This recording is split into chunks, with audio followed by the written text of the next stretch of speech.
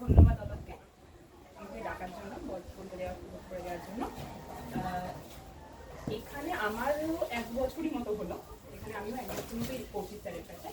তো এখানকার আসার অভিজ্ঞতার কথা পরে বলি, তার আগে বলি যে টিচার ডেটা কেন পালন হচ্ছে। আমরা যখন টিচার্স ডে ভাবি, এখানকার পরিবেশটাতে একদম অন্যরকম, তাই এখানকার আয়োজনটাও অন্যরকম। স্যারকে বলা হলো আপনি ক্লাস করাবেন না, ওদিনকে আমাদের টাইম দিন, আপনি গ্রুপে ঢুকবেন না, একদম সমস্ত মানে বেমানান ব্যাপার স্যাপার হচ্ছে। আপনি সেই গ্রুপে থাকবেন না, তাকে ডিলিট করে ডিলিটটা তাকে ঢুকতে না দিয়ে আমাদের গ্রুপ তৈরি হয়েছে, আমরা সব কিছু ঠিক করছি।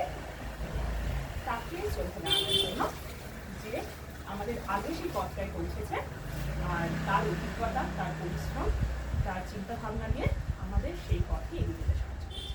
একটা ইউটিউবে আমি শর্টস দেখতে দেখতে একদিন একটা টিচার্স ডে নিয়ে শর্টস দেখছিলাম, যে টিচার হচ্ছে একটা সিঁড়ির মতো, সেই সিঁড়িতে পা দিয়ে সবাই উঠে যাচ্ছে।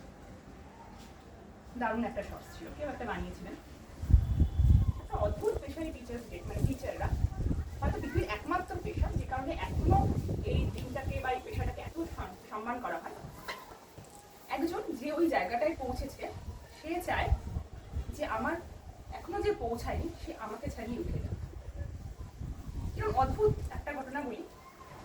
স্যার যখন পড়াশোনা করেছেন, আমি স্যার ভাই বলি, তো যখন পড়াশোনা করেছেন হয়তো অনেকগুলো নিউ ইয়ার সেলিব্রেট করা হয়নি, হয়তো অনেকগুলো পুজোয় ঠিক মতো ঘুরতে যাওয়া হয়নি, হয়তো অনেক পেপার পড়ে অনেক তথ্য সংগ্রহ করা, সেগুলো সব আমাদের দিয়ে দেওয়া, এই কারণে যাতে আমরা সফল হই।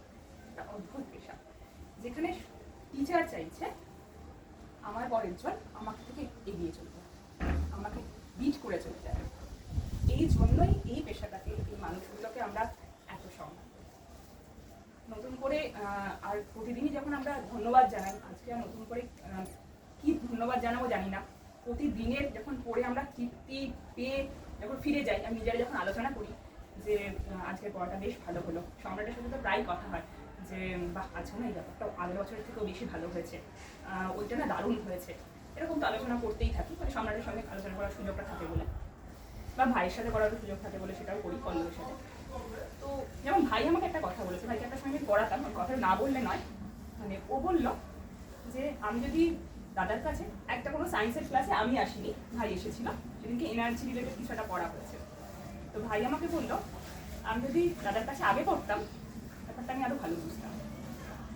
এটা না বললে খুব মানে অন্যায় করা হবে, মাসখানেক আগেই বোধ হয়। হ্যাঁ একটা ক্লাসে। তো এইটা হচ্ছে আমাদের টিচার, তার জন্য আমাদের প্রচুর শ্রদ্ধা, প্রচুর ভালোবাসা, আগে এগিয়ে গিয়ে দার্শনিকের মতো, বন্ধুর মতো, ভাইয়ের মতো, দাদার মতো আমাদের পথ দেখিয়ে দিয়ে যাওয়ার জন্য। আশা করি আমরা নই, এই সুযোগটা আরও আমাদের পরে আরও অনেকে পাবে। যদি আমরা সফল হই তার বেশিরভাগ কৃতিত্বটা তার যায়, কিন্তু এমন তো না উঠতে পারি। কিন্তু আমি আমার ক্ষেত্রে বলতে পারি যদি আমি সেই সাফল্য নাও পাই, তার সেই ব্যর্থতার কোনো দায়ী আমি আমার স্যারকে দেবো না। নদীটা বয়ে যাচ্ছে, তার থেকে যদি জল আমি তুলতে না পারি সে ব্যর্থতা আমার, নদী একদম তার কাজ করে যাচ্ছে। অলোক ভয় দেখিয়ে রেখে দিয়েছে, 2-3 মিনিটের বেশি একদম বলা যাবে না, তাই আর বেশি বাড়াচ্ছি না। অলোককে বলি পরের জনকে রেখে না। ধন্যবাদ।